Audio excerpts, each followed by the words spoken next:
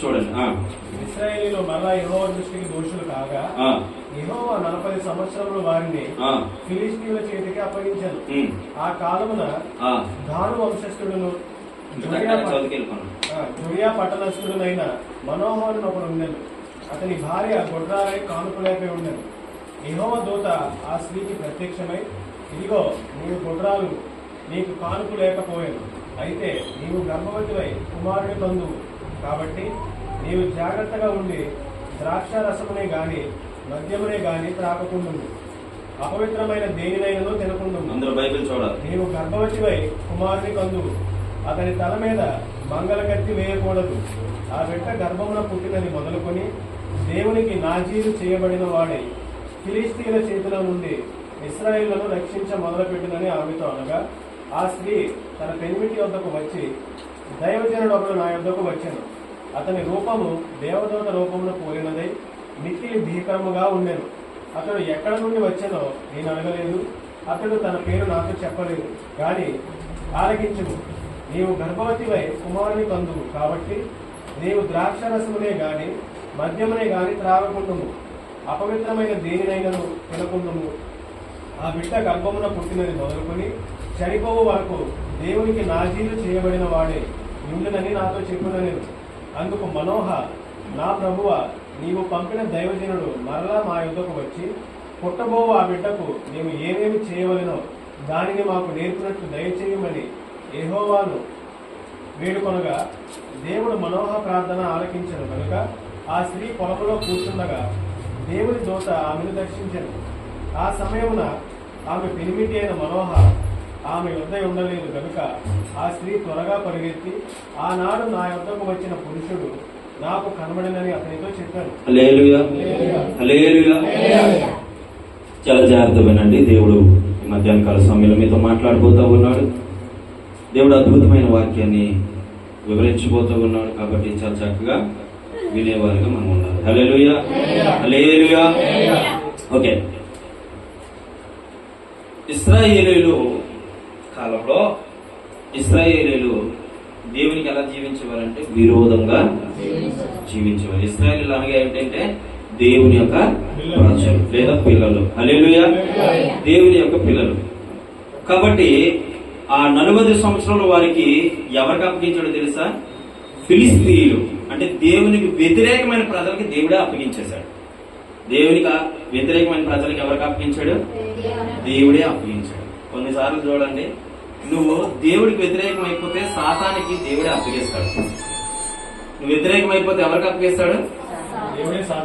దేవుడే అప్పగిస్తాడు సాతానికి. మరి యోగుని ఈ విధంగా నేను చేస్తాను అంటే యోగుతో దేవుడు అంటాడు, ఆయన ప్రాణం మీద నీకు అధికారం లేదు కానీ వేదన చేసుకో అన్నాడా లేదా? మరి ఎవరిచ్చినట్టు ఆజ్ఞ? దేవుడు ఇచ్చినట్టే కదా. దేవుడే పంపించాడు సాతాన్ని ఎవరి దగ్గరికి? యోబు దగ్గరికి. కాబట్టి యోబుకి కష్టం కలిగింది. దీన్ని బట్టి నువ్వేం అర్థం చేసుకోవాలో తెలుసా? నీకు కష్టం రావాలన్నా, నీకు బాధ రావాలన్నా, నీకు శ్రమ రావాలన్నా ఎవరాజ్ఞ కావాలి? అది అర్థమవుతుందా? చాలా మంది అంటారు, నాకు కష్టం వచ్చింది, నా బాధ వచ్చింది, నాకు ఇబ్బంది వచ్చింది, నాకు ఇది వచ్చింది, నాకు అది వచ్చింది. ఎందుకు వస్తుంది? దేవుడు ఆజ్ఞాపిస్తూనే వస్తుంది. ఎందుకు తెలుసా? నువ్వు లోబడవు కాబట్టి, నువ్వు తగ్గించుకోవు కాబట్టి, నువ్వు దేవుని ఎదుటి యథార్థంగా బ్రతకవు కాబట్టి, నువ్వు దేవుని ఎదుటి పరిపూర్ణంగా జీవించవు కాబట్టి దేవుడే దానికి అప్పగిస్తాడు. ఫిలిష్తీయుల చేతికి ఎవరు అప్పగించాడు? ఇశ్రాయేలీయులు అప్పగించలేదు. ఎందుకు అప్పగించవలసి వచ్చిందంటే ఇశ్రాయేలు దేవుడి మాట వినలే, కానీ దేవుని ప్రజలే, దేవుడు నమ్ముకుని బిడలే, కానీ దేవుడి మాట వినలే. చాలా మంది మందిరానికి వస్తారు, దేవుడి మాట వినరు. మందిరానికి వస్తారు, దేవుడు చెప్పినట్టు నడుచుకోరు. మందిరానికి వస్తారు, దేవుడు కావాలంటారు, చెప్పినట్టు వింటారు. అవునా కదా? మరి ఎలాగుంటే దేవుడు ఏం ఆశీర్వదిస్తాడు మనిషిని? దేవుడు నమ్ముకున్నాం కానీ సుఖంలే, సంతోషంలే, ఆనందంలే. ఎందుకు ఈ కష్టం వచ్చింది? ఎందుకు ఈ బాధ వచ్చింది? ఎందుకు ఈ సమస్య వచ్చింది? ఓ నెత్తి నోరు కొట్టుకొని ఎడుస్తాం. నీ వల్ల వచ్చిందని నీకు తెలియదు. ఎవరి వల్ల వచ్చిందని? ఎందుకు వస్తుంది కష్టం? నీ వల్ల వస్తుంది. నెత్తి నోరు కొట్టుకొని ఎడుస్తావు. ఎందుకు నాకు ఈ కష్టం వచ్చింది? ఎందుకు నాకు ఈ సమస్య వచ్చింది? ఎందుకు నీకు బాధ వచ్చింది అంటే నీ బట్టే. నువ్వెందుకు కష్టాన్ని అనిపించావు? కష్టాలు ఎప్పుడు దేవుడు పెట్టలేండి, ఇది గుర్తుపెట్టుకో. దేవుడు ఎప్పుడు కష్టం పెట్టడు. కావాలని కొని తెచ్చుకుంటాం. ఏం తెచ్చుకుంటాం? మరి ఇశ్రాయేలు ప్రజలు కొని తెచ్చుకుంటే ఫిలిష్తీయులకు అప్పగిస్తే ఏమైంది? ఫిలిష్తీయులు ఆట ఆడుకున్నారంతే. హల్లెలూయా, హల్లెలూయా. గుర్తుపెట్టుకోండి. ఓకే, ఇక్కడికి వెళ్ళిపోదు మ్యాటర్లో. అక్కడ ఒక పట్టణస్తుడు ఉన్నాడు. ఆయన పేరు మనోహ. ఈ మనోహకి నేను చెప్పేసి పోతాను, చదువుకున్నాం కాబట్టి. మనోహకి ఒక కుమారుడు పుడతాడు. అసలు వాళ్ళ తల్లి గారికి గర్భఫలం ఉండదు. గర్భఫలం ఉండదు. గర్భఫలం లేదంటారు. ఇప్పుడు చెల్లి చెప్పిన సాక్ష్యం బట్టి గర్భఫలం లేదన్నారు. కానీ ఎవరిచ్చారు నీకు? అలాగే మనోహర్ కూడా గర్భఫలం ఇచ్చాడు, చక్కని కుమారుని ఇచ్చాడు. నీ త్వరగా ముందుకెళ్ళి చాలా విషయాలు చెప్పాడు. చక్కని కుమారుని ఇచ్చాడు. కానీ కుమారుని ఇచ్చినప్పుడు వాడు చెప్పాడు ఏంటంటే, తన నెత్తి మీద ఏం వేయకూడదట? మంగళగత్తి వేయకూడదు. మంగళగత్తి వేయకూడదు. నాజీరు చేయకూడదు. అంటే కట్ చేయకూడదు, జుట్టు కటింగ్ చేయకూడదు. చాలా మంది చూడండి, స్త్రీలు ఏం చేస్తారంటే అందంగా కనబడాలని ఇప్పి కటింగ్ చేసుకొని ఇక్కడ కట్ చేసుకుంటారు. చాలా మంది స్త్రీలు. చెల్లి నువ్వు చేసుకోలేదు, నువ్వు నింపేది కనుక్కుంటాను. హల్లెలూయా, హల్లెలూయా. అంతా నాకే అంత ఇప్పి కటింగ్ చేసుకుంటారు. బైబిల్ చెప్తుందా కటింగ్ చేసుకోమని? అసలు జుట్టు కట్ చేసుకోమని ఎక్కడేం బైబిల్ చెప్తుందా? కటింగ్ చేసుకోమని.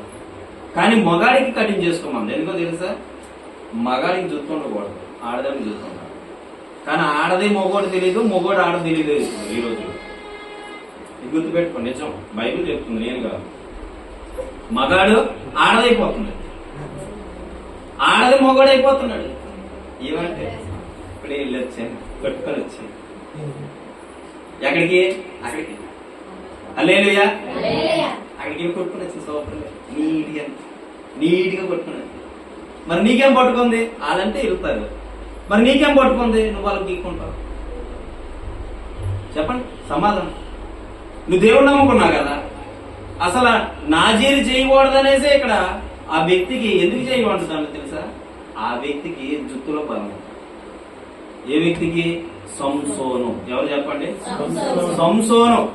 ఆ వ్యక్తికి ఎక్కడ ఉంటుందో తెలుసా బలం? అందుకే మనం గుండి చేయించుకుంటే బలాన్ని కోరుతాం.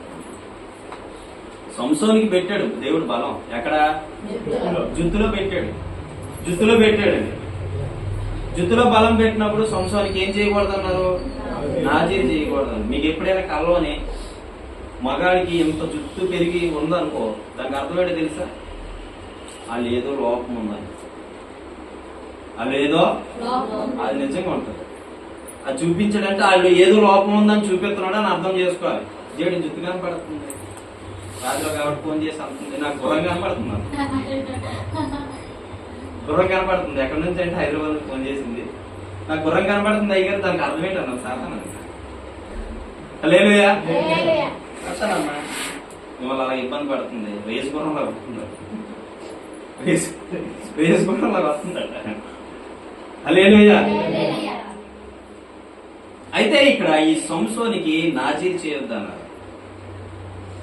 ఎందుకంటే జుత్తులో బలం ఉంటుంది. సంసోన్ కోపిష్ఠుడు తెలుసా మీకు? చిన్నది కూడా కొంతమంది చూడండి, ఏమన్నా సరే మొక్కలు దిట్టిలాగా వెళ్ళిపోతాం. కానా ఒకవేళ గట్టిగా బోధించి నువ్వు చేయడం తప్పు అన్నాను వచ్చేస్తాయి. మా చెల్లి కన్నీ భయపడుకుంది బలబల కాదు.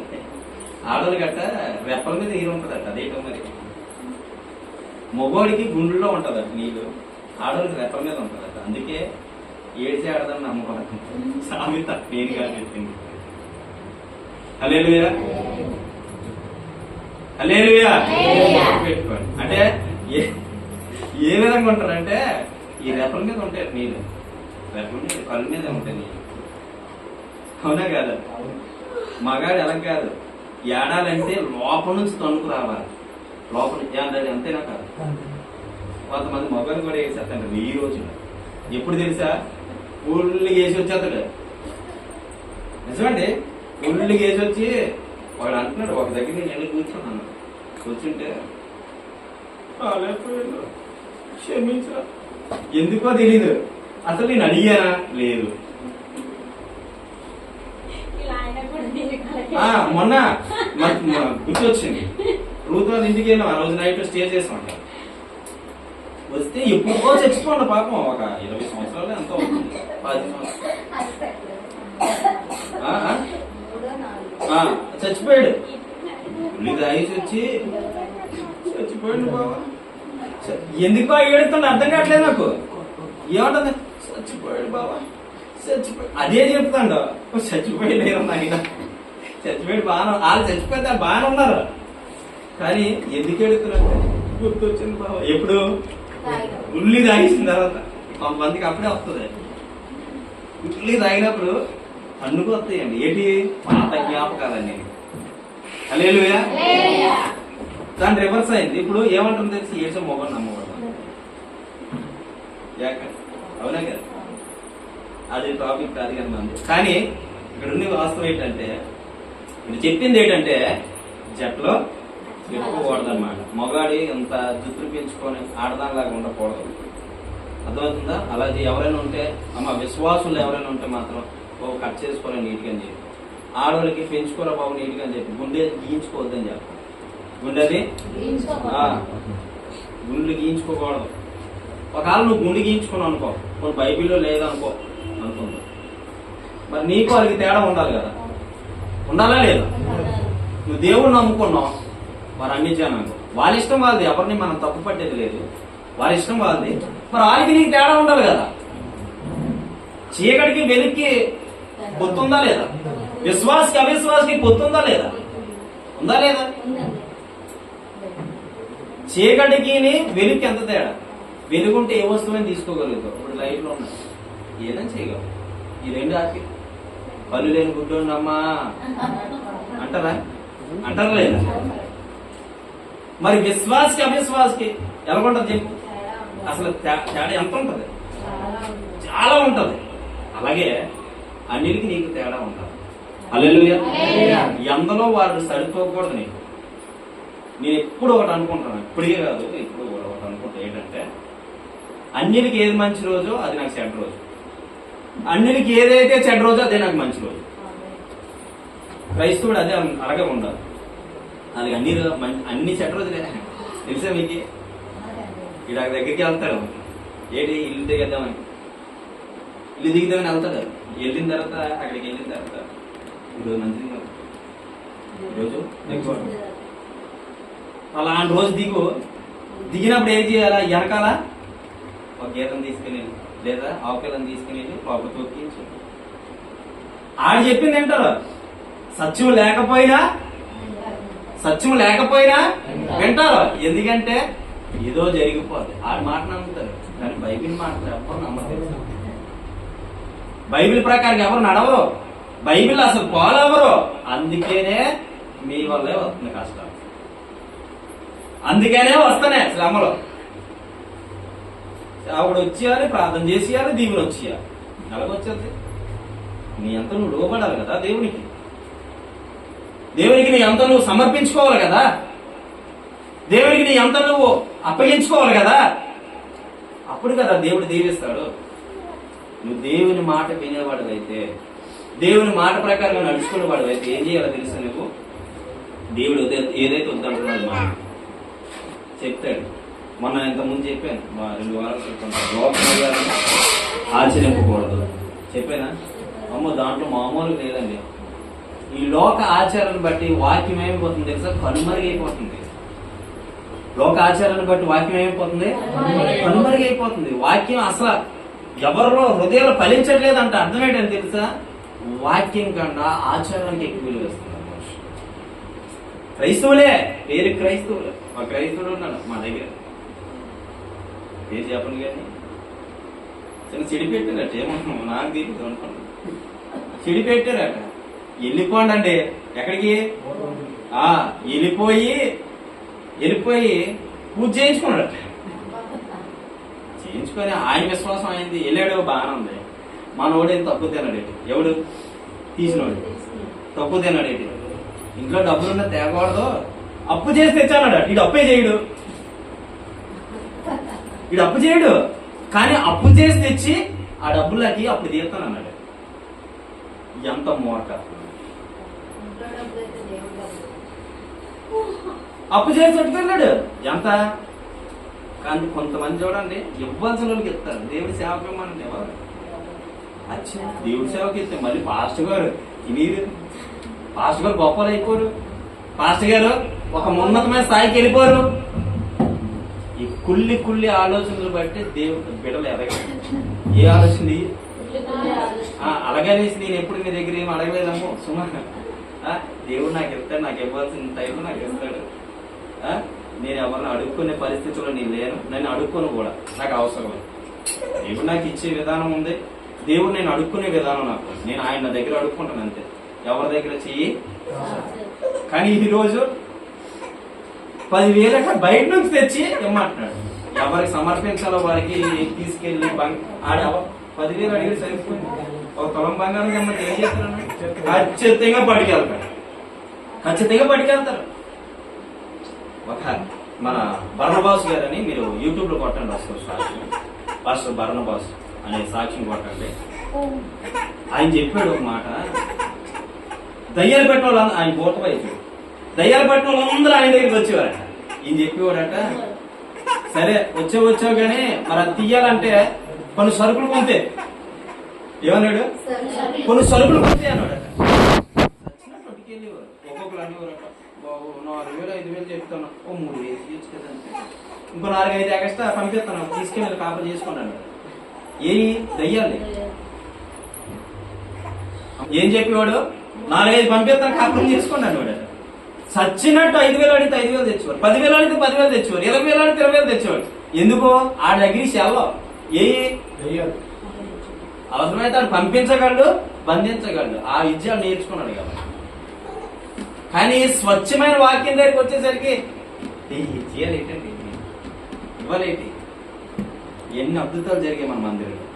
దేవుడు ఎంత గొప్ప మిరాకిల్స్ చేశాడు. చచ్చిపోలేదు, బ్రతికాడు. కానీ ఏ రోజైనా ఎవరైనా 10 రూపాయలు ఇదిగో అని పెట్టారు మన చేతిలో. నేను ఎవరు అడుక్కోలేదు, కానీ చెప్తున్నాను, ఈ సందర్భం వచ్చింది పడి. కానీ చచ్చిపోయిన వాళ్ళు బ్రతికినా సరే డాక్టర్లు లక్షలు తగలేసేస్తారు. 12 లక్షలు, 20 లక్షలు, 30 లక్షలు. కానీ ప్రభు మందిరానికి వచ్చి బాగుపడిన ఒక బిడ్డ అయినా సాక్ష్యం చెప్పిందా? పోనీ డబ్బులు చూసిన పక్కనేయండి, సాక్ష్యం చెప్పిందా? ఒక ఆవిడికి ఇవన్నీ కొలాప్స్ అయిపోయింది, తెలుసు కదా మీకు చెప్పిన సాక్ష్యం. ఒక ఫోన్ కాల్ అంతే, ఒక రోజు నైట్ ప్రేయర్, దేవుడు అద్భుతం చేశాడు. నార్మల్ రిపోర్ట్లు వచ్చాయి. నేనేమడిగా? వచ్చి సాక్ష్యం చెప్పండి అన్నా. కానీ చెప్పారా? చెప్పలేదు. ఇగో మళ్ళీ దానికి ఒక ఇగో ఫీలింగ్. ఇగోకి పోతే ఏమవుతుంది? కొన్ని ప్రాణం. హల్లెలూయా. ఎంతోమంది బాగుపడి వెళ్ళిపోతున్నారు, కానీ దేవుడికి కృతజ్ఞత లేని వారిగా ఉంటున్నారు చాలా మంది. ఎందుకంటే ఇది దేవుని మాట వినరు.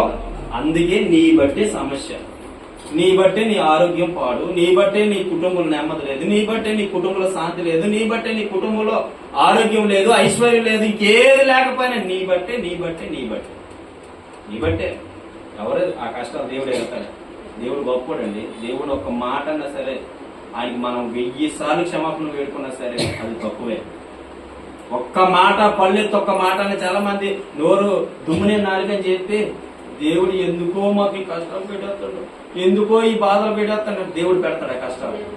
బుర్ర బుద్ధి లేని మాట్లాడి బుర్ర లూజ్ అయిపోయిన పిచ్చోడు మాట్లాడతాడు చూసా, అలా మాట్లాడతారు చాలా మంది. వాక్యం దగ్గర అందరూ సమానం. వీడి చేసుకునేది, వీడి కొని తెచ్చుకునేది దేవుడు విడిపించడానికి చూస్తాడే తప్ప, రక్షించడానికి చూస్తాడే తప్ప ఏం చేయడు? శిక్షించడానికి. హల్లెలూయా. గుర్తుపెట్టుకో. హల్లెలూయా.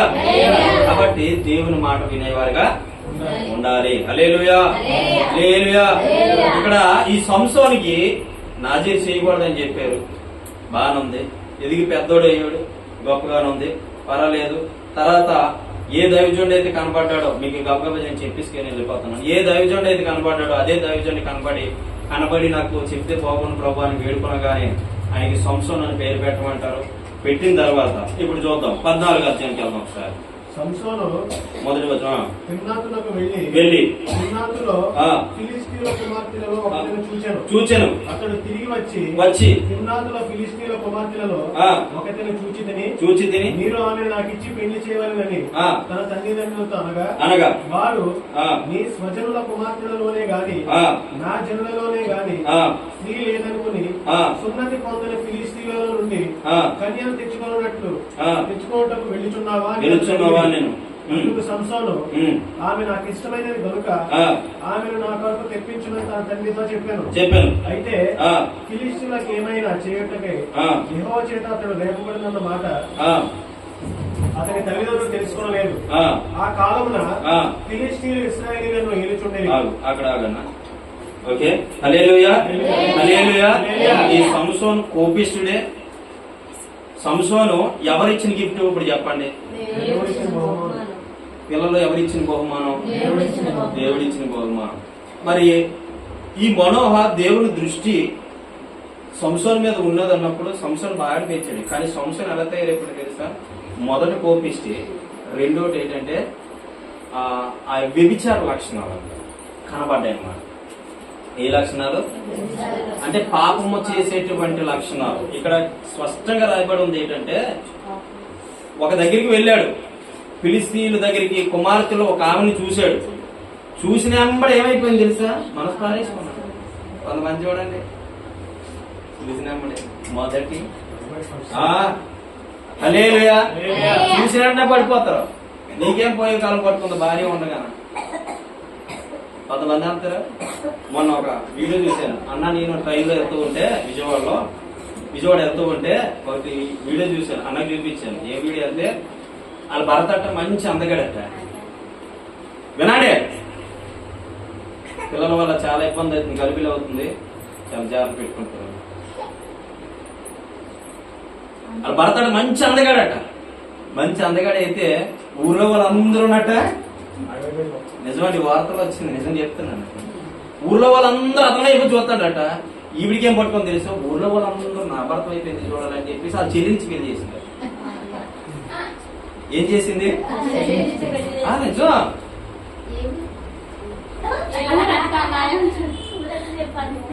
హల్లెలూయా. అర్జెంట్కి మా చెల్లికి వివాహం సంబంధం చూడాలి. హల్లెలూయా. ఏం చేసింది? మొగోడు అందగాడు అయితే అప్పటికి ఊళ్ళో వాళ్ళందరూ చూస్తున్నారని ఊళ్ళోనే చూడటం ఎందుకు, నా చెల్లి చూడాలని చెప్పేసి చెల్లినిచ్చి పెళ్లి చేసింది. ఇది తెలివితో ఒక పని అంటారా? తెలివైన పని అంటారా? చూడంగానే ఇష్టపడిపోతారండి. అదే మరి. అందుకే శరీర కోరికలను చంపుకోకపోతే నువ్వు నిజమైన క్రిస్టియన్ కాదు. ఇది కూడా జ్ఞాపకం చేసుకో. శరీర కోరికలు చంపుకోకపోతే నువ్వు నిజమైన భక్తుడివి కానే. శరీర కోరికలు చంపుకోవాలి. అందుకే చాలా మంది ఏసైని నమ్ముకోవడం ఉంటారు. దాన్ని మనం ఓడుతా అనకూడదు, కానీ ఏసైని నమ్ముకుంటారు, బాగుంది. కానీ ఇటువైపు చూస్తారు, మళ్ళీ లోకం వైపు లోకంలో ఉన్న వాటి వైపు చూస్తారు. దేం పోయి కాలం పట్టుకుంది చాలా. అందుకే బురద చల్లడం రానినోడు కూడా ఏం చేస్తున్నాడు తెలిసి ఈరోజు? క్రైస్తవుడు మీద బురద చల్లుతాడు. కారణం ఎవరో? నీవు కాదా?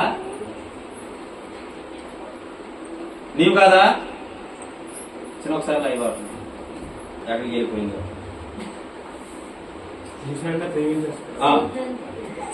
చూసినప్పుడు ఏం చేస్తారు? ఈ సంవత్సరం లాగా ప్రేమలో పడిపోతారు.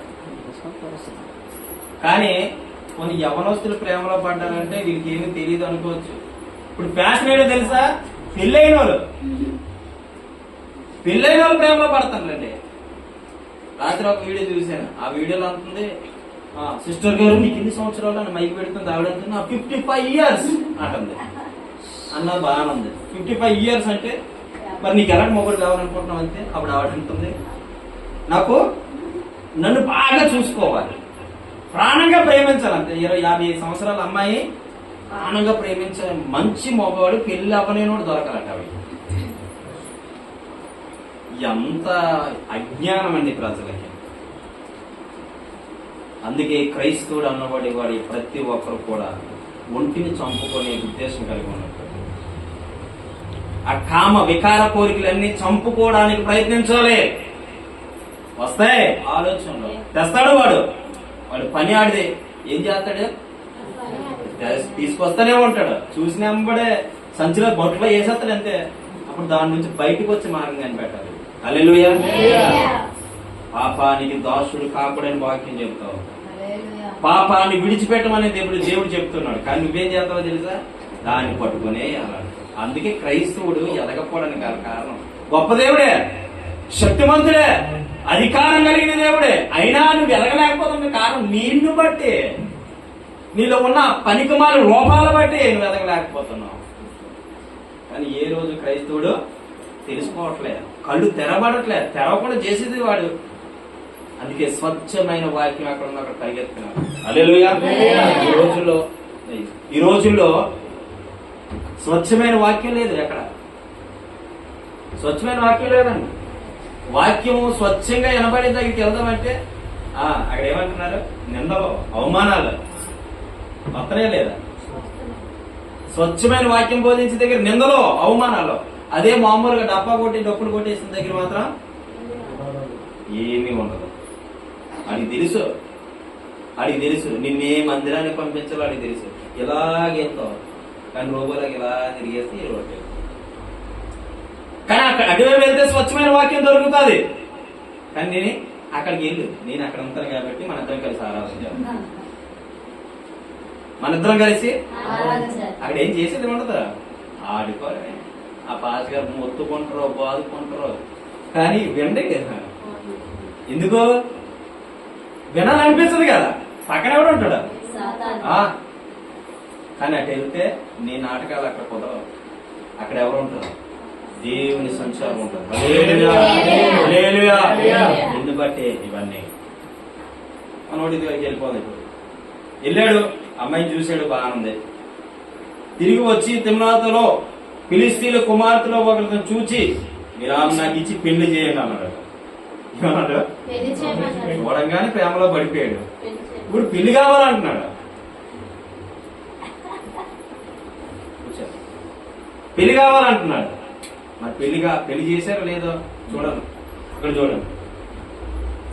వారు నీ స్వజనుల కుమార్తెలోనే గాని నా జనుల కుమార్తెలోనే గాని స్త్రీ లేదనుకొని సున్నతి పొందని ఫిలిస్తీన్లలో నుండి కన్యకను తెచ్చుటకు వెళ్ళుచున్నావా అని అడగా అవి అతనిని అడిగిరి. అందుకు సంసోను ఆమె నాకు ఇష్టమైంది. ఏమని చెప్తున్నాడు, ఫిలిస్తీన్లు అంటే దేవుని ప్రజలు కాదు. ఫిలిస్తీన్లు అంటే దేవుని ప్రజలు, దేవునికి విరోధమైన ప్రజలు నువ్వు ఎందుకు ప్రేమిస్తున్నావని ఈ యొక్క మనోహ అడుగుతుంటే నాకు ఇష్టపడింది నేను చేసుకుంటాను. ఇప్పుడు రోజులు ఎలాగ ఉన్నాయి, ఒరే నాన్న వాళ్ళు అన్యులరా, ఒరే నాన్న వాళ్ళు మంచోళ్ళు కాదురా, వాళ్ళ ఇంట్లో ఉన్న అంత దరిద్రం ఇంకెక్కడ ఉండదు, వద్దురా నాయన పెళ్లి చేసుకోకరా అంతే, నాకు ఆవిడే కావాలి. వీడు అంటాడు, తాడి చెట్ల నిలబడిపోయి ఏమంటాడు, ఒరే నీకేం తక్కువ వచ్చిందిరా, మంచి కట్నం ఇచ్చి అమ్మాయి ఉందిరా, లేదంటే మంచి లైఫ్ సెటిల్ అయిపోద్దిరా, ఒక 5 ఎకరాలు భూమి పెడతారా, 10 లక్షలు కట్నం పెడతారా, 3 తులాలు బంగారం పెడతారా, చేసుకోరంతే. ఏమంటాడు తెలుసుకున్నాడు, నాకు ఆయమ్మే ఎందుకు పూర్తిగా మునిగిపోయాడు. నాకు చెల్లి పూర్తిగా ఎక్కడ దాకా ఏకంలో మొత్తం మునిగిపోయాడు. మన బుట్ట మునిగి వేసేస్తంట. అలేలుయ్యా, పూర్తిగా మునిగిపోయాడు. మునిగిపోయిన ఎవడైనా లేపగలుగుతాడు.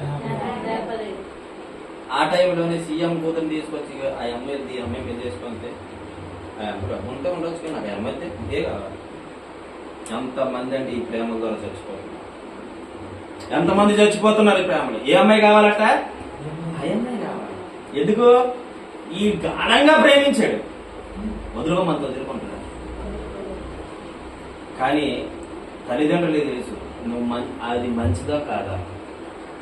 వాళ్ళు పెళ్లి చేసే ముందు కుమారుడి కావని కుమార్తె కావని తల్లిదండ్రులు ఏం కోరుతారో తెలుసా,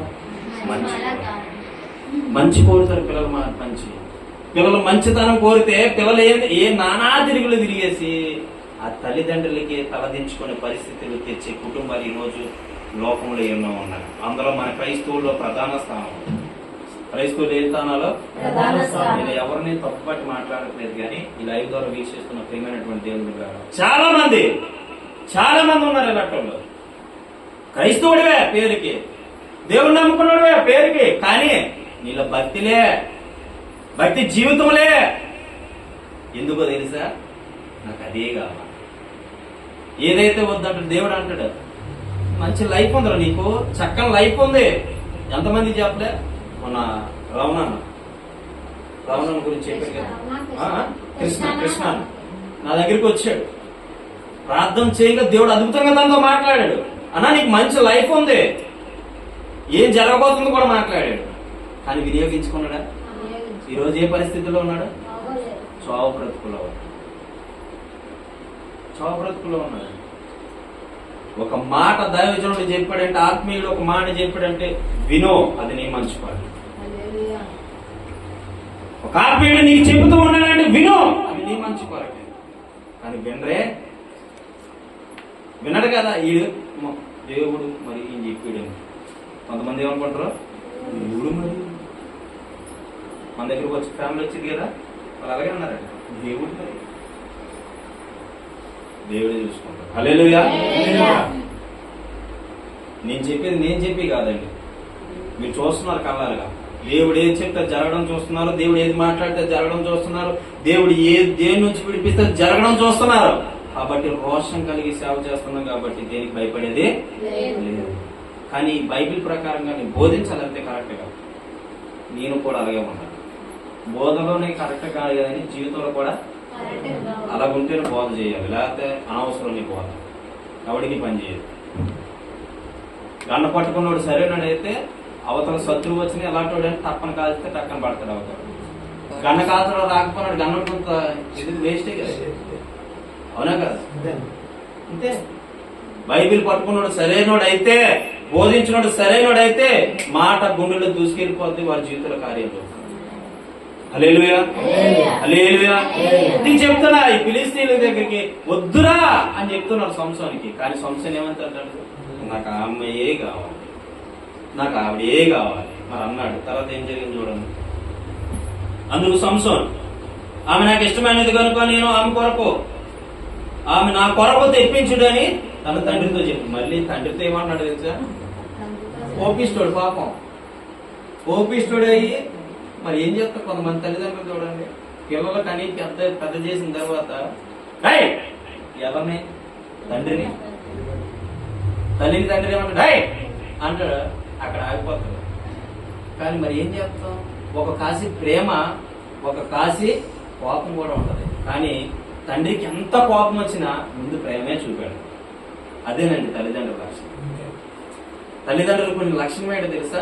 వాడు ఎలాంటోడవని, వాడు పనికిమాలోడవని, వాడు చాదస్తం కలిగిన వాడవని, కోపిస్తుడవని, ఇంకేదవని, కానీ తల్లిదండ్రులు చూపించేది ఏమిటి తెలుసా?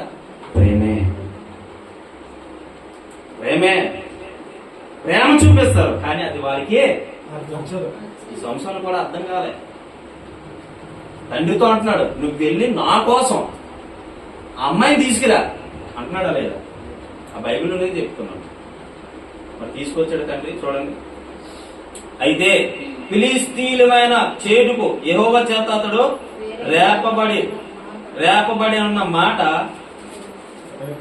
అతను తల్లిదండ్రులు తెలుసుకునలేదు.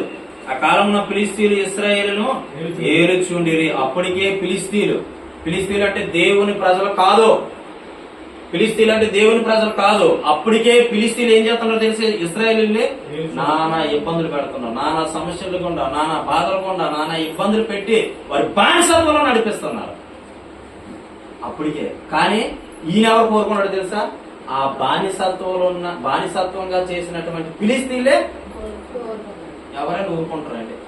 ఇప్పుడు నీకు ఇంకో అతనికి పడదనుకో, లోకపరంగా చూసుకో. నాకు ఆడమ్మాయి కావాలంటే నీ కొడుకైనా లేదు, ఇంకొకటి లేదు, నువ్వేమంతా నువ్వు తినక బయటికి పో, నేను చెప్పినట్టు వెళ్ళినప్పుడు అంటారు. కానీ ఫ్యామిలీ ఒకటి మానేస్తారా? హల్లెలూయా. చాలా మంది ఇలాగ తయారైపోతున్నారు. సరే చూద్దాం. ఒకసారి 9వ వచనం కూడా చదువుదాం. అతడు ఒక నిమిషం 5వ వచనం. సంసోను అప్పుడు సంసోను తన తల్లిదండ్రులతో కూడా తిమ్నాతు పోయి తిమ్నాతు ద్రాక్ష తోటల వరకు వచ్చినప్పుడు కొదవ సింహం అతని ఎదుటకు ఆ అతని ఎదుటికి బొబ్బరించుతూ వచ్చాను. యెహోవా ఆత్మ అతనిని ప్రేరేపింపగా అతని చేతిలో ఏమీ లేకపోయినను ఒకడు మేక పిల్లను చీల్చినట్లు అతడు దాన్ని చీల్చాను. హల్లెలూయా. ఏం చేశాడు తెలుసా? మొత్తం తిమ్నాథ్కి వెళ్ళిపోయారు. తిమ్నాథ్కి వెళ్ళిపోయిన తర్వాత ఒక సింహం ఏమైంది తెలుసా? ఆ మీద గాండ్రించుకొని వచ్చింది. అక్కడ సింహం ఈ మేక పిల్లలు పట్టుకొని పిసికినాడు అంతే. దాని గిజలు పట్టుకొని చూడండి. సంసోను ఇంకో లక్షణం ఏంటంటే బలిష్ఠుడు. హల్లెలూయా. ఫస్ట్ కోపగొట్టు మనిషి, రెండు బలవంతుడు, మూడు ఆ యొక్క ఆలోచన, చెడు ఆలోచన. ఈ మూడు లక్షణాలు కలిగిన వ్యక్తి సంసోను. ఏం చేశారు తెలుసు? ఒక మేక పిల్లను పట్టుకొని మనం ఎలాగే ఆడుకుంటామో ఆడుకున్నట్టు అనుకొని ఇలా తీసి 2 గజాలు తీసి చంపాడు. సింహాన్ని చంపగలుగుతారా? చంపగలుగుతా?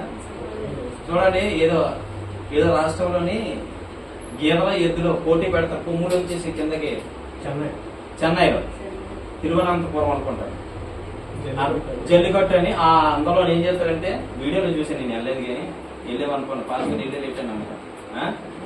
ఇలాగా ఏం చేస్తారు? గీదన ఆవును కింద కొంచేస్తారు. ఆవు నుంచి వచ్చేవో గాని సింహాన్ని ఉంచడం. ఒక పంచేత కొట్టిందంటే నీ పంచి ఊడిపోతుంది. అవునా కదా? ఒక పంచ కొడితేమో అది సింహం అనగానే భయం. ఎద్దును గీదం చూడగానే భయం ఏది కానీ సింహం అనగా. కానీ అలాంటి సింహాన్ని మనవాడు ఏం చేశాడు? 2 గజాలు చీల్చేసి చంపించాడు. ఎంత బలమైన వాడు సంవత్సరం. హల్లెలూయా. మీకు ముందుకు అర్థం అవుద్ది. ఎంత బలమైన వాడు ఏమైపోయాడు చూడండి ఒకసారి. 9వ వచ్చింది. అతడు 7వ వచ్చింది చదవండి. అతడు అక్కడికి వెళ్లి ఆ స్త్రీతో మాట్లాడినప్పుడు ఆమె యందు సంసోనుకు ఇష్టం కలిగను. కొంతకాలమైన తరువాత అతడు ఆమె తీసుకుని వచ్చేటప్పుడు తిరిగి వెళ్లిచుండగా ఆ సింహపు కళేబరమును చూచుటకై ఆ వైపు తిరిగినప్పుడు సింహపు కళేబరములో తేనెటీగల గుంపులు తేనెయు కనబడగా అతడు ఆ తేనె చేతనుంచుకొని తినుచు వెళ్ళుచు తన తల్లిదండ్రుల యొద్దకు వచ్చి వారికి కొంత నీయగా వారు తినిరి. అయితే తాను సింహపు కళేబరంలో నుండి ఆ తేనెను తీసిన సంగతి వారికి తెలియజేయలేదు. అంతటా అతని తండ్రి ఆ స్త్రీని చూడబోయినప్పుడు సంసోను విందు చేశాను. ఒక్క నిమిషం. ఇక్కడ ఈ మేకపిల్లను చీల్చేసినాడు, సింహాన్ని చీల్చాడు. ఆ తర్వాత ఏం జరిగింది? అతడు తాను చేసినది తన తండ్రితోనైనాను తల్లితోనైనాను చెప్పలేదు. తన తండ్రితో గాని తల్లితో గాని ఇలా నేను సింహాన్ని చంపానని గాని చెప్పలేదు. తర్వాత 7వ వచనం. అతడు అక్కడికి వెళ్లి ఆ స్త్రీతో మాట్లాడినప్పుడు ఆమె యందు సంసోనుకి ఇష్టం కలిగి మళ్ళీ ఏం చేశాడు? వెళ్ళాడు, మళ్ళీ ఇష్టపడ్డాడా? మళ్ళీ ఇష్టం కలిగి కొంతకాలమైన తరువాత ఆమెను తీసుకొని వచ్చుటకు తిరిగి వెలుచుండగా ఆ సింహపు కళేబరమును చూచుటకే ఆ వైపు తిరిగినప్పుడు ఎక్కడైతే సింహాన్ని పడేశాడో, ఎక్కడైతే ఏ చోట్లయితే పడేశారో ఆ సింహాన్ని చూస్తున్నాడట. ఉన్నదా లేదా అంటే కళేబరం ఏంటంటే శరీరం. చచ్చిపోయింది శవం ఉంటది కదా, అదో శరీరం ఉండిపోదు కదా, ఆ శరీరం ఉందా లేదు చూస్తున్నాడు. చూసినప్పుడు ఆ వైపు తిరిగినప్పుడు సింహపు కళేబరంలో తేనెటీగల గుంపు ఉందట. చూశాడు, తేనె తీసుకున్నాడు, తేనె తిన్నాడు, మంచి తీగ ఉంది, ముందుకెళ్ళిపోతున్నాడు. ఆ తేనెని కూడా తన తల్లిదండ్రులు పెట్టాడు. పెట్టిన తర్వాత చూడండి అక్కడ ఆ స్త్రీని చూడబోయినప్పుడు 10వ వచనం ఒకసారి. అంతటా అతని తండ్రి ఆ స్త్రీని చూడబోయినప్పుడు సంసోను విందు చేశాను. హల్లెలూయా. ఈ ఆచారం ఏంటంటే ముందు పిల్లని చూడడానికి వెళ్తే అక్కడ గొప్ప విందు జరగాలి. ఆ రోజుల్లో ఆచారం ఏంటంటే పిల్లని చూడడానికి వెళ్తే, ఇప్పుడు పిల్లని చూడడానికి వెళ్తే తీపి ఇచ్చేసి చలో వీళ్ళు వెళ్ళొద్దని సరే వెళ్ళిపోమంటారు. ఎవరు? పిల్లగాళ్ళు. ఏమన్నా అప్పుడు అలా కాదు. ముందు విందు చేయించి అప్పుడు పిల్లల్ని చూపించేవారు. అది ఆ లోక మర్యాద, ఆ రోజుల్లో మర్యాద అన్నమాట. ఈ రోజుల్లో మర్యాద ఏంటి? డ్రింక్ ఇచ్చేస్తారు. వచ్చినాయంటే థమ్స్అప్ తెప్పించారు, 2 లీటర్ల పాలు, వాళ్ళతో పాటు మనం కూడా తాగొచ్చు. తెప్పించేసి తాగుతారు, హ్యాపీగా మాట్లాడేసుకుంటారు. మా ఆమెను తీసుకొచ్చినప్పుడు మా మామగారు పందారు నీళ్ళు కల్పించింది. ఎందుకా అనుకున్నాను, ఎందుకంటే అది అట్టాలగవ్వ ఆచారం. పందారు నీళ్ళు కల్పించింది ఎందుకంటే తీపిది. ఎందుకు ఈ స్టోరీ చెప్పినందుకు ముందుకు ఉండదు చూడండి. ఓకే చదవండి. వారు అతన్ని చూసినప్పుడు అతని యొద్ద నుండుటకు 30 మంది స్నేహితులను తోడుకొని వచ్చి అప్పుడు సంసోను నీకు ఇష్టమైన ఎడల నేను మీ ఎదుట ఒక విప్పుడు కథను చేసేదను. 30 మంది స్నేహితులు వచ్చారు. ఎక్కడికి? ఈ విందు జరిగే స్థలానికి వచ్చారు. ఈ 30 మంది స్నేహితులు ఒక ప్రశ్న అడిగాడు. అది ఏ విప్పుడు కథ చూడండి ఒకసారి. మీరు ఈ విందు జరుగు 7 దినములలోగా 7 దినములు ఇందు జరుగుతుంది. అక్కడ 1 దినము 2 దినాలు కాదు, 7 దినాలు సంబరమే సంబరం. 7 దినాలు జరుగుతుంది. దాని భావములు నాకు తెలిపిన ఎడల నేను 30 సన్నపు నారబట్టలను 30 దుస్తులను మీకు ఇచ్చాను. ఇంకొక అక్కడ నుంచి చదువుకుంది ఒక నిమిషం. ఇంకా ఈయన ఒక గిఫ్ట్ ఇస్తానన్నాడు అనుకోండి, ఇంకా ఈ చదువుకోవడం లేట్ అవుతుంది. ఒక గిఫ్ట్ ఇస్తానన్నాడు. మీరు ఇప్పుడు కదా నేను విప్పితే ఏమి ఇప్పుడు కదా సంసోను అడిగిన దానికి మీరు కానీ నాకు అర్థం చెబితే మీ 30 మంది కూడా ఏం చేస్తానన్నాడు? సన్నటి నారబాట్లో ఇంకా కొంతమందికి కొంత గిఫ్ట్ ఇస్తానన్నాడు. మరి అది చెప్పారా లేదా? ఇంతకీ చూడండి 14 వచ్చిన. కానీ అతడు బలమైన దానిలో నుండి తీపి వచ్చెను, తిని దానిలో నుండి తిండి వచ్చెను అనేను. 3 దినములలోగా వారు ఇప్పుడు కథ భావములు చెప్పలేకపోయింది. 3 దినాలు గడిచింది కానీ ఈ భావం ఏంటనేది పొరకి ఎక్కలేదు మొత్తానికి. ఏడిది? కలేబారంలోంచి బలమైన దానిలోంచి తీపి ఎలా వస్తుంది? బలమైనది ఏంటి, తీపేటి? తర్వాత చూడన్న 15 వచ్చిన. 7వ దినమున వారు సంసోను భార్యతో ఇట్లని. సంసోను భార్యను ఎందుకన్నాడు తెలుసా? అక్కడ గుర్తుపెట్టుకున్నామా? పెళ్లి అయిపోలేదు. ఈయన ఎక్కడికి వచ్చాడు? చూడడానికి వచ్చాడు. ఇక్కడ 7 దినాల విందు జరుగుతూ ఉంది. 7 దినాల్లోనూ 3వ దినాన్ని 30 మంది కూడారు. ఈ 30 మందికి ఒక పడుపుగా వేశాడు. కానీ ఈ 30 మంది వెళ్ళి ఎవరిని అడుగుతున్నారో తెలుసా? సంసోను భార్య అనబడిన వ్యక్తిని అడుగుతున్నారు. అందుకే అక్కడ భార్య అని రాయబడి ఉంది, తెలుసుకుంటారని. అంతేగాని సంవత్సరానికి పెళ్లి అయిపోయింది కాదు. ఓకే చదువు. నీ పెరిమిటి ఆ విప్పుడు కథ భావములు మాకు తెలుపునట్లు అతని లాలన చేయు. ఇక్కడ చూడండి పడ్డాడు మనోడు. మొత్తానికి ఏం చెప్తున్నారు తెలుసా? ఇది మా వల్ల కాదు. ఎందుకంటే సంసోను కోపిస్తోడు. ఇది చెప్పకపోయాడు అనుకో వాళ్ళు ఎక్కడ చంపేస్తారని ఈ భయం. అర్థమవుతుంది మీకు? సంసోను కోపిస్తోడు. అందువల్ల ఈ కథ భావంగా చెప్పకపోతే ఒకవేళ వాళ్ళు సంసోనికి బంధువులు, ఇప్పుడు ఇవి చేసుకుంటే బంధువులే కదా అవుతారు. మరి ఈ 30 మందిని ఎక్కడ చంపేస్తారని భయపడిపోయారేమో. కానీ ఈ భార్యకి ఎవరో సంసోను చేసుకుపోయి అమ్మాయికి చెప్తున్నాడు, నువ్వు వెళ్ళి కాస్త ఇలా వద్దవా. చూడండి చాలా మంది స్త్రీలు మగోడు కోపిస్టోడిగా ఇంక వచ్చేస్తున్నప్పుడు ఏం కాదు ఎలాగంటారంటే, ఎప్పుడైనా గీత నిలబడినప్పుడు తన ఒంటి మీద ఇలా చెయ్యండి ఏమంటదన్నా? కరెంట్ సాకు నిజమా కదా? ఎలా పొడవుతారు చెప్పరా మాట. ఎందుకో తెలుసా? తన ఒళ్ళు జలదరంటుంది. అలాగా మగాడికి ఇలాగ వెనకాల బీపులు దిద్ది చాలండి. ఈ పుల్లాగా అప్పుడు దగ్గర ఉంటాడు అన్నాడు. ఎలా బీపులు నిజమా చేసేది? అవునా కదా? నీకు తెలుసా ఆడోళ్ళకి ట్రిక్ ఎక్కడ ఉపయోగించాలి మీకు బాగా తెలుసు. ఈ ఆడోళ్ళకి ఏం బాబాయ్ అమ్ము మామూలుగా కాదు, ఐసి కార్డు ఇచ్చినా కరగడు కానీ పొంగిపోతుంది అంతే. హల్లెలూయా. మనోడు ఊలైపోతాడని చెప్పి సంసోను దగ్గరికి వెళ్ళి వద్దింది. ఏం చెప్తున్నారు వాళ్ళు 30 మంది? లాలన చెయ్యు. లాలన అంటే ఏంటిది? బుజ్జగించమని చెప్పారు కానీ మరి ఏం చేశాడు చూద్దాం. చూడండి. లేని ఎడల మేము అగ్ని వేసి నిన్ను నీ తండ్రి ఇంటి వారిని కాల్చివేసి. అందుకనే ఈ లానం చేయమన్నారు. ఏమని చెప్తారు తెలుసా? సంసోను భార్యను పట్టుకొని ఏమంటున్నారు తెలుసా? భార్య ఎందుకు పెళ్లి కాలకు సుమా ఇది గుర్తుపెట్టు. భార్య దగ్గరికి వెళ్ళాలంట ఒకవేళ నువ్వు అలా లానాలుగా చేయకపోతే, ఎందువల్ల నీవు ఒకదాన్నే ఆవిడ ఇష్టపడ్డాడు. మన సంసోను ఇష్టపడగా నేను ఒకదాన్ని ఇష్టపడ్డాడు. నీ ద్వారా అవుతుంది ఇది. కాబట్టి ఈ భయం ఏంటి? ఇది చెప్పబోదు మమ్మల్ని చంపేస్తాడు. కాబట్టి నువ్వు చెప్పాలి. కాబట్టి నువ్వు వెళ్ళి లాలం చెయ్యని ఈవిడ్నే పంపించినారు. ఒక ఆరు నువ్వు చెయ్యకపోయావని నేను చెప్పినట్టు నీ తండ్రిని నిన్ను కూడా ఏం చేస్తాం, కాల్చి పూర్తి చేస్తాం చెప్తున్నాడు. మొత్తానికి అయిపోయింది. మా ఆస్తిని స్వాధీనపరచుకొనుటకే మమ్మల్ని పిలిచితిరా అనేది ఇప్పుడు అంటున్నది, మా ఆస్తిని స్వాధీనపరచుటకి మమ్మల్ని పిలుచుకున్నారా మీరు? కాబట్టి సంసోను భార్య అతని పాదముల యొద్ద పడి ఏడ్చుచు నీవు నన్ను ద్వేషించితివి గాని ప్రేమింపలేదు. ఈ మాటకి చిన్న సంసోన్ దగ్గరికి వచ్చి ఈ కథ చెప్పి భావం చెప్పాలని చెప్పేసి ముందు ఆడలు ఏడు చేస్తే తెలుసా, పట్టకపోతే ఏడుపు రాపోయినా చెల్లిలాగా ఏడుపో తెలీదు నవ్వో తెలీదు. అవునా కదా? చెప్పరా అక్క?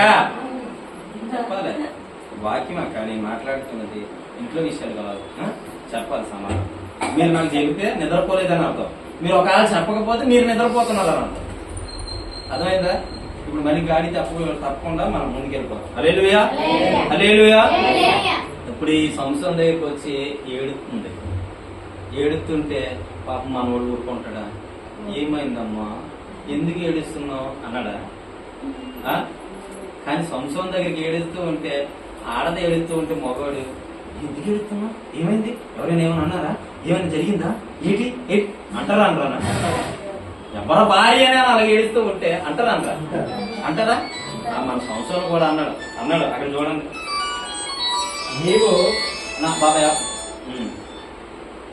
నీవు నా జనులకు ఒక విప్పుడు కథను వేసింది. ఇక అప్పుడు చెబుతుంది, ఈ లాలం చేసిన తర్వాత ఈ ఏడ్చిన దానికి అడుగుతుంది.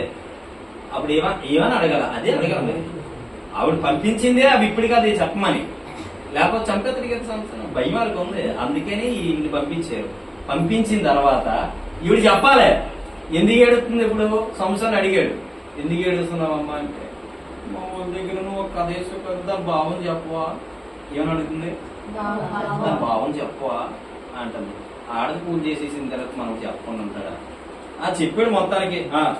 దాని నాకు తెలుపనైతే అనగా అతడు నేను నా తల్లిదండ్రులకైనా దాని తెలుపలేదు, నీకు తెలుపుదనా అనినప్పుడు ఆమె వారి విధు దినములు 7 అతని వద్దకు ఏడ్చుచూ వచ్చాను. 7వ దినమున ఆమె అతని తొందర పెట్టినందున అతడు ఆమెకు దాన్ని తెలియజేయగా ఆమె తన జనులకు ఆ విప్పుడు కథను తెలిపాను.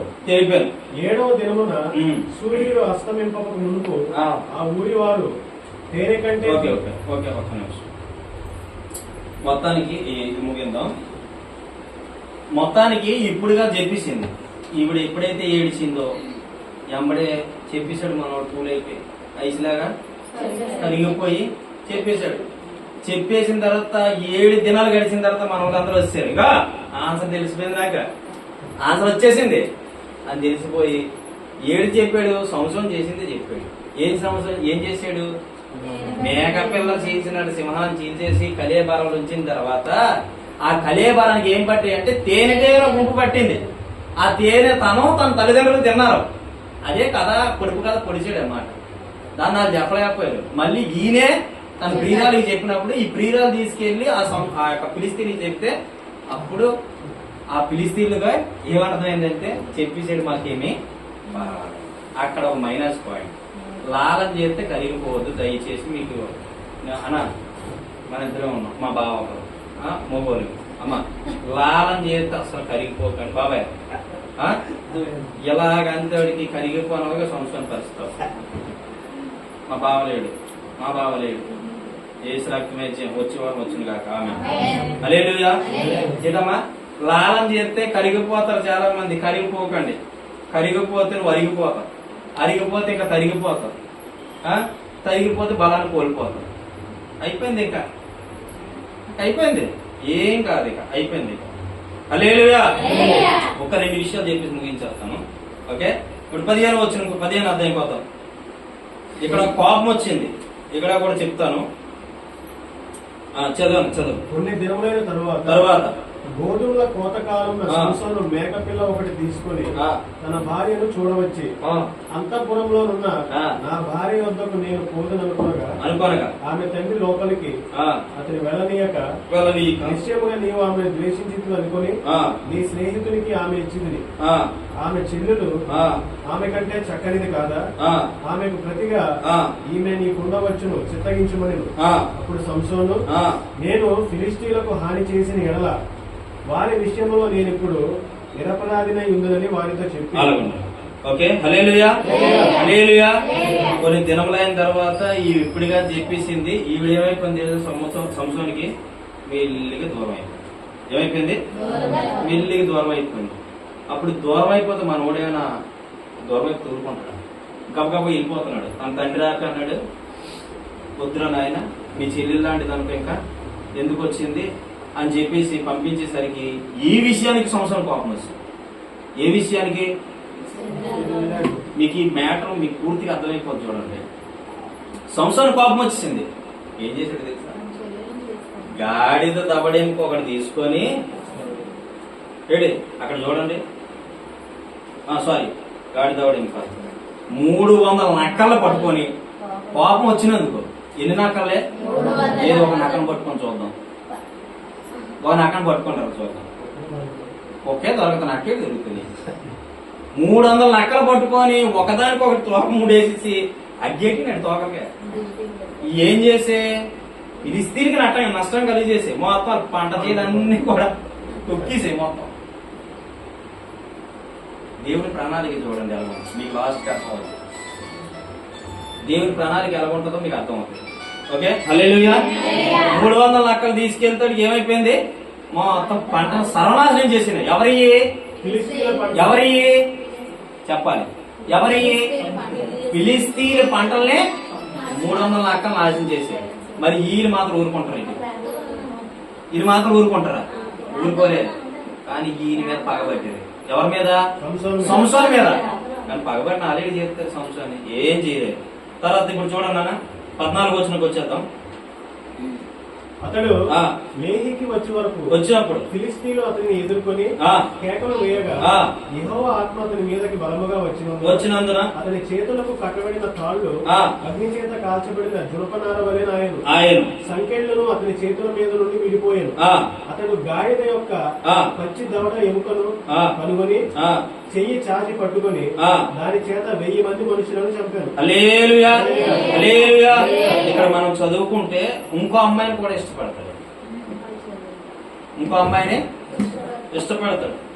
ఇష్టపడిన తర్వాత మొత్తానికి ఇక్కడికి వచ్చేసరికి ఆవిడ కూడా ఏం చేస్తుందంటే ఆవిడ్ని లాలం చేస్తుంది అనమాట. ఆవిడ సేమ్ చేస్తుంది. చేసిన తర్వాత మనోడు నీ బలం అసలు ఎక్కడి నుంచి వస్తుంది? నీ బలం ఇప్పుడు వచ్చిన పాయింట్కి వచ్చామా లేదా? ఫస్ట్ పాయింట్ చెప్పాను, గుర్తుందా? నీ బలం ఎక్కడి నుంచి వస్తుంది? నాకు తెలియజే అంటే ఫస్ట్ అంటాడు, నన్ను కాళ్ళు చేతులు కట్టి నా బలాన్ని కోల్పోతాను అంటాడు. అన్న తర్వాత కాళ్ళు చేతులు కట్టేస్తాడు. కానీ ఆ శత్రువుడు వచ్చేస్తాడు, ఇగో నేను కట్టేసాను రండి సంసోన్ని ఢిల్లీలో నా అమ్మాయి, అర్థం చేసుకోండి. ఇక త్వరగా చెప్పుకొని వెళ్ళిపోతాను, చదివించలేదు. కాళ్ళు చేతులు కట్టిస్తే నా బలాన్ని కోల్పోతాను అన్నాడు. ఎంబడే ఏం చేశాడంటే ఆ కాళ్ళు చేతులు కట్టేసాడు. కట్టిగానే మంచం మీద ఉన్న మనవాడి దగ్గరికి, మంచం మీద కాదు, ఒక రాయి సందులో ఉంటాడు, అక్కడ నుంచి తీసుకొచ్చేడికి మనవాడికి ఏం చేస్తాడు తెలుసా? ఎంబడే ఫిలిష్తీయులు వచ్చి తమ చుట్టూ ముడతారు. ముట్టిన తర్వాత అప్పుడు అంటాడు, ఏమని అంటాడు తెలుసా? అంటాడు. అంతే, ఈ కట్లు గిట్లు మాత్రం తెగిపోతాడు. ఈ ఫిలిష్తీయులు పరుగు. ఎందుకంటే మనోడు హల్లెలూయా. ఆ తర్వాత మళ్ళీ ఈవిడ వస్తుంది ఢిల్లీలో వచ్చి అంటది, నువ్వు నన్ను మోసం చేశావు, నేను నిన్ను ఎంత ప్రేమిస్తున్నాను, నేను ఎంత మోహిస్తున్నాను, నువ్వంటే నాకు చాలా ఇష్టము, నీ బలాన్ని ఎక్కడుందో నాకు చెప్పలేదంటే నువ్వు నన్ను ప్రేమించట్లేదు. చాలా మంది అంటే నువ్వు నన్ను ఇష్టపడట్లేదు, అందుకే నేను నచ్చింది అడిగితే పట్టే, నేను నచ్చింది అడిగితే ఇచ్చింది ప్రేమించినట్ట లేకపోతే ద్వేషించినట్ట అలాగని అన్నది. మొత్తానికి అన్నది. అన్న తర్వాత జరిగింది ఏంటి తెలుసా? మళ్ళీ ఏమన్నాడు తెలుసా? ఈసారి అదే ఏడుదన్నాడు, అదే బలిష్టమైన తాళ్ళు తెచ్చి నన్ను గట్టించిన బలాన్ని కోల్పోతున్నాను. కానీ మళ్ళీ అది చేస్తాడు. మళ్ళీ అదే చేసిన తర్వాత మళ్ళీ ఎలాగంటాడు అంటే ఆ జుత్తు ఇలాగనగానే ఆ జుత్తు విడిపోద్ది. ఇలాగనగానే బలం వచ్చేస్తుంది, కాళ్ళు టుప్ టుప్ టుప్ తెగిపోతాయి అన్నమాట. తెగిపోగానే ఎంబడి ఏం చేస్తాడు, మళ్ళీ ఫిలిస్తీన్లు పారిపోతాడు. హల్లెలూయా. ఈ ఫిలిస్తీన్లు పారిపోతే మనం ఊరుకుంటాడా? ఎంబడి గాడి దవడేం కోరు తీసుకొని అది ఎంతమంది చంపాడు తెలుసా? 1000 మందిని తరిమాడు. హల్లెలూయా. ఎంత బలవంతుడు సంసోను, ఎంత బలవంతుడు. ఒకసారి ఈ మేటలోకి వచ్చేస్తుంది. సంసోను ఎంత బలవంతుడు. ఆ బలం కలిగిన వాడు ఒక్క దవడెంపుతో గాడి దవడెంపుతో ఎంతమంది చంపాడు? 1000 మందిని చంపే శక్తి కలిగినటువంటి సంసోను ఎక్కడి నుండి వచ్చింది బలం అంటే దేవుడు చెప్పిన బలం. అని చప్పట్లు కూడా పెట్టాడు. మొదట దేవుడు చెప్పాడు. ఏమని చెప్పాడు? ఆయనకి తలకి నాజీరు చేయొద్దు, కటింగ్ చేయొద్దు అని చెప్పాడు. గుండె గీకొద్దు అని చెప్పాడు. గుండె గీకొద్దు అని చెప్పినందుకు ఏం జరిగింది? బలవంతుడిగా ఉన్నాడు. ఇప్పుడు చెప్పండి, గుండె గీగితే బలమా, గుండె గీకకపోతే బలమా? గుండె అది చాలా మంది ఏం చేస్తారంటే కొట్టించుకొని వచ్చాను. మొన్నగా మా బుజ్జమ్మ చెప్తాను రా కొట్టించాను. వాక్యం తెలియకపోతే అడగాలి, సేవకులే వాక్యం తెలియకపోతే అడగండి. అంతేగాని మన ఇష్టం వచ్చినట్టు చేతి మనమే కీళ్ళకి సోదరులకి బాగా బ్రేక్. చిన్న పిల్లలు బలాన్ని కోల్పోతారు. హల్లెలూయా, హల్లెలూయా. కాబట్టి ఇక్కడ మనోడు ఎంబడి తాళ్ళు తెంపేసి గాడి దవడెంపుతో చంపేశాడు. చంపేసిన తర్వాత చూడండి 16వ అధ్యాయము 4వ వచనం కొద్దాం ఒకసారి. పిమ్మట అతడు షోరేము లోయలో ఉన్న దెదెలా అను స్త్రీని మోహింపగా ఫిలిస్తీయులు సర్దులు ఆమె యుద్ధకు వచ్చి ఆమెతో, నీవు అతను లాలం చేసి అతని గొప్ప బలం దేనిలో ఉన్నదో మేము ఎలాగో అతనిని గెలవచ్చుమో తెలియదుము.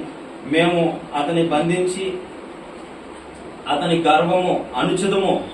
అప్పుడు మాలో ప్రతి వాడు 1000 వెండి నాణ్యములు నీకు ఇచ్చేదని చెప్పారు. ఈ డబ్బులు ఇస్తానని చెప్పారు. 1000 వెండి నాణ్యములకి దెదీలానే మళ్ళీ చెప్తున్నా. దెదీలా నువ్వు వెళ్ళు, ఆయన దెలీలా ఓకే నువ్వు వెళ్ళు, ఆయన బలం ఎంతలో ఉందో చెప్పు అని చెప్పి మళ్ళీ 3వసారి కూడా పంపించారు. పంపించిన తర్వాత అక్కడ చూడండి 6వ వచనం ఒకసారి.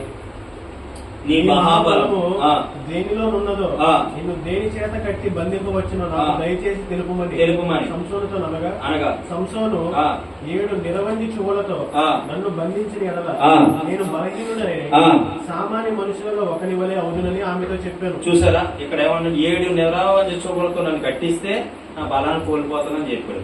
అది కూడా జరగలేదు. తర్వాత 10వ వచనం వద్దాం. అప్పుడు దెలీలా 10వ వచనం. అప్పుడు దెలీలా ఇదిగో నీవు నన్ను ఎగతాళి చేసి మళ్ళీ అంటుంది, నీవు నన్ను ఎగతాళి చేసావు, నాతో అబద్ధమాడావు, నేను దేని చేత బంధింపవచ్చునో దయచేసి నాకు తెలుపుమని సంసోనుతో చెప్పగా అతడు తేనిన తరువాత పనికి పెట్టని కొత్త తాళ్లతో నన్ను బాగుగా బంధించిన నేను బలహీనుడనై సామాన్య మనుషులలో ఒకని వలె అవుదునని ఆమెతో చెప్పాను. మళ్ళీ అక్కడ మళ్ళీ ఛాన్స్ దొరికింది సంసోనికి. మళ్ళీ పేన నారతో కట్టబడిన తాళ్ళు నాకు కడితే అప్పుడు కూడా కోల్పోతున్నాను. అది జరగలే. ఇప్పుడు 13 వద్దాం. అప్పుడు దెలీలా ఇది వరకు నీవు నన్ను ఎగతాళి చేసి నాతో అబద్ధములాడితివి, నిన్ను దేని వలన బంధింపవచ్చునో నాకు తెలుపుమని సంసోనుతో చెప్పగా అతడు నీవు నా తలజడలు 7 అల్లిక అల్లిన ఎడల సరి అని ఆమెతో చెప్పాను. హల్లెలూయా. చెప్పి మా వాక్యం చూపించిన కానీ ఎన్ని ఛాన్సులు వచ్చాయి మనోడికి? ఎన్ని ఛాన్సులు వచ్చాయి? 4-5 ఛాన్సులు వచ్చాయా? వచ్చినప్పుడు మనోడు ఏం చేయాలి? దేవుడు పుష్టించాడు. పిల్లలు లేనప్పుడు తన తల్లికి మనోహాకు పిల్లలు లేనప్పుడు గర్భఫలం ఎవరిచ్చాడు? దేవుడు ఇచ్చాడు. ఈ బలాన్ని ఎవరికి ఉపయోగించాలి? ఎవరికి ఉపయోగించాడు కదా? కోపం ఎవరికి ఉపయోగించాలి? కానీ ఈయన కోప్పడిపోయి అవతలను చంపాడు. ఈ కోప్పడిపోయి అవతలను చంపడం మంచిదైంది. ఎందుకో తెలుసా? ఫిలిస్తీయులు ఇశ్రాయేలు ప్రజలు నానా కష్టాలు పెడుతూ ఉన్నారు కాబట్టి సంసోనుతోనే బుద్ధి చెప్పించాడు. హల్లెలూయా. చూడండి, ఎవరితోనైతే బుద్ధి చెప్పించాలో దేవుడికి తెలుసు. ఎవరి మాట అయితే నువ్వు వింటావో దేవుడికి తెలుసు. అందుకే వాళ్ళతోనే నీకు బుద్ధి చెప్పిస్తాడు. అప్పుడే నువ్వు వినగలుగుతావు. అది ఫస్ట్ పాయింట్. రెండోది ఏంటంటే 5 ఛాన్సులు వచ్చాయి కానీ సంసోను వినలే. చూడండి, ఒక మనిషి నాశనకరమైన కోపంలో పడిపోయేటప్పుడు, ఒక మనిషి పాడైపోతున్న దినాలకు వచ్చినప్పుడు, ఒక మనిషి శాపానికి గురైపోతున్న దినాలకు వచ్చినప్పుడు, ఒక మనిషి పాపంలో కూరుకుపోతున్న దినాలకు వచ్చినప్పుడు నీకు మొదటగా ఛాన్సులు ఇస్తాడు. గుర్తుపెట్టుకో. నువ్వు దాంట్లోంచి విడిపించబడాలి, దాంట్లోంచి రక్షింపబడాలి. దాంట్లోంచి బయటికి రావాలనే ఎన్నో ఎన్నో ఎన్నో ఛాన్సులు నీకు ఇస్తాడు. కానీ నువ్వు దాంట్లోకి వెళ్ళిపోతావు చూడు, అప్పుడే ప్రభు బాధపడతాడు. ఆ పాపానికి వెళ్లే ముందు ఆ దెలీలా అనే స్త్రీని ఎన్నోసార్లు దెలీలా అనే స్త్రీతో పరీక్షించినప్పుడు సంసోనుకి జ్ఞానం ఉంటే ఖచ్చితంగా గమనించాలి, గుర్తించాలి. కానీ గుర్తించలే.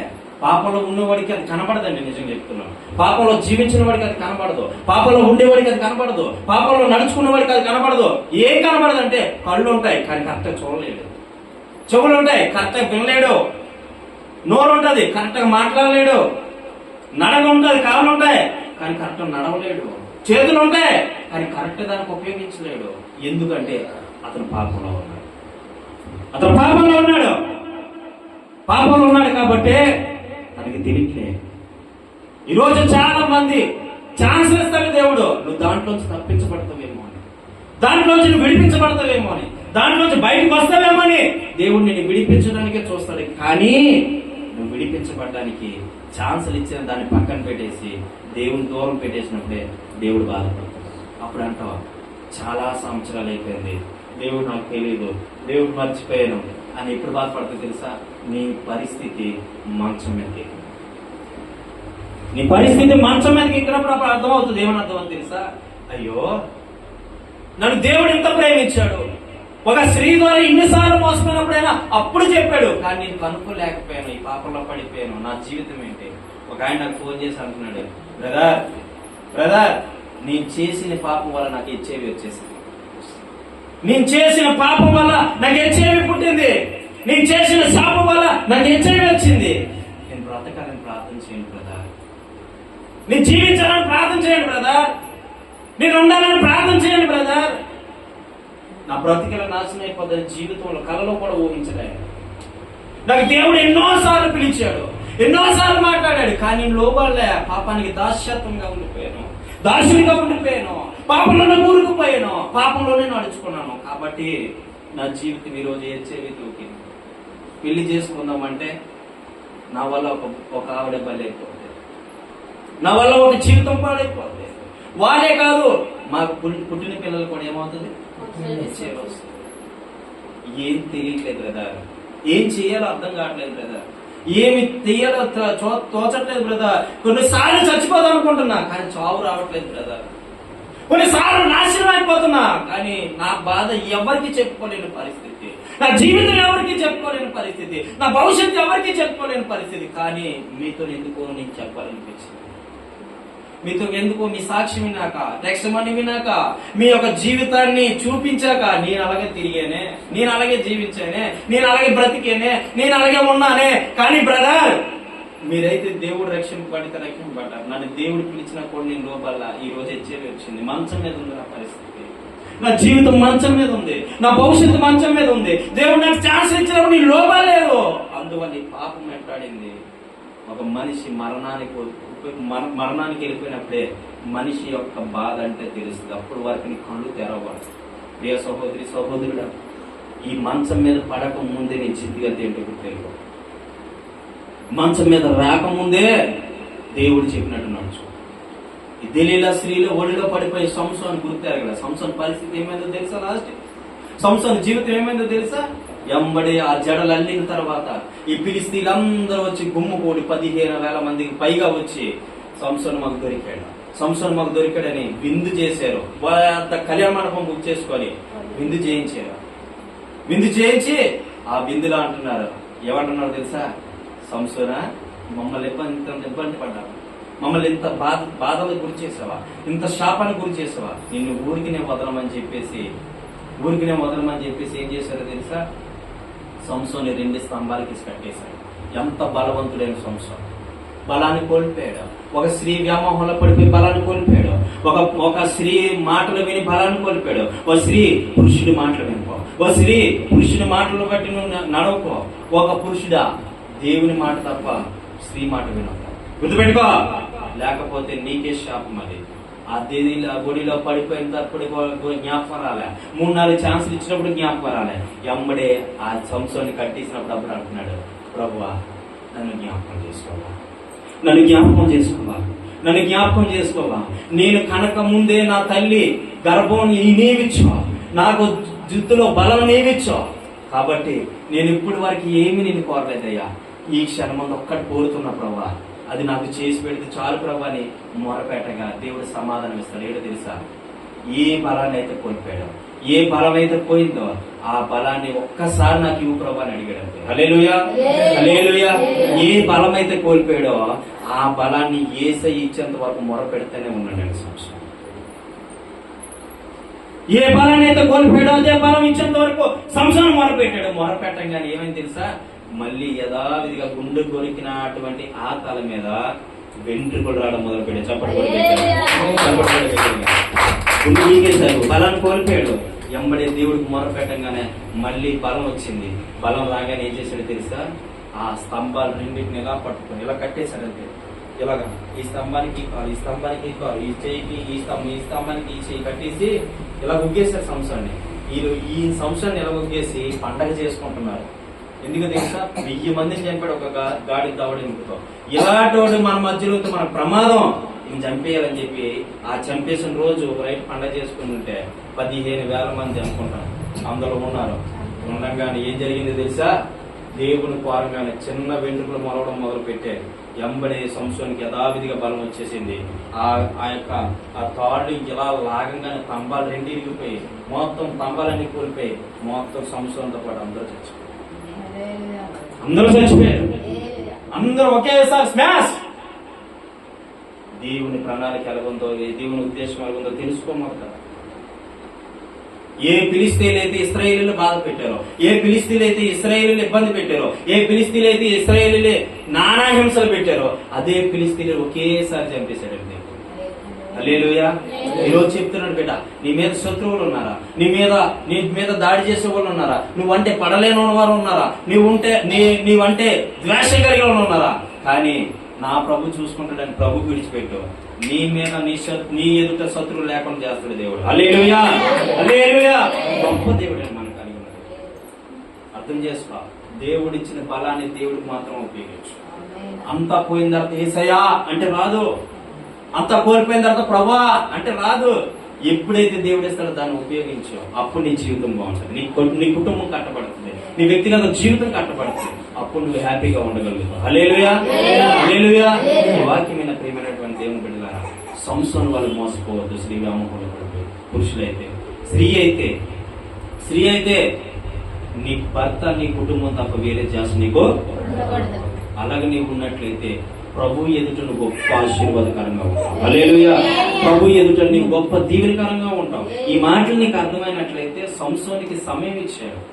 కొంతమంది కూడా సమయాన్ని తీసుకుంటారు. ఒక తప్పుని క్షమిస్తాడు, రెండో తప్పుని క్షమిస్తాడు, మూడో తప్పుని క్షమిస్తుంటే ఏ ధైర్యం వచ్చా తెలుసా, ఎన్ని పొరపాట్లు చేసినా దేవుడు క్షమిస్తాడు అనే ఆలోచనలోకి వెళ్ళిపోయి తప్పుల మీద తప్పులు పొరపాట్లు చేస్తుంటారు. అలాంటప్పుడు నీకేమొస్తుందో తెలుసా, ఆ వ్యక్తికి ఏమొచ్చింది తెలుసా, అలా చేయడం వల్ల ఏం చేయవచ్చు. అది రాకముందే జాగ్రత్త, నీ కుటుంబాన్ని జాగ్రత్త భద్రపరచు. హల్లెలూయా, హల్లెలూయా. ఈ సంవత్సరం జీవితాన్ని ముందు పెడుతూ మాట్లాడుతున్నాడు. ప్రియ సహోదరి సహోదరుడా, నీకు ఎందుకు మాట్లాడుతున్నాడు తెలుసా, నీ జీవితం అలా కాకూడదు. ఒకవేళ అదే నాశనకరమైన కోపాలు నీవు ఉంటే బయటికి రా. దేవుడు నిన్ను విడిపించి రక్షించి గొప్ప జయ జీవితం నీకు ఇచ్చి మారు మనసు అనేటువంటి మనసు నీకు దయచేయబోతున్నాడు. హల్లెలూయా, హల్లెలూయా. దేవుడి మాటలు దీవించునుగా, దేవుడి మాటలు ఆశీర్వదించునుగా. ప్రార్థన చేసుకుందాం. అందరూ కళ్ళు మూసుకొని మోకరే.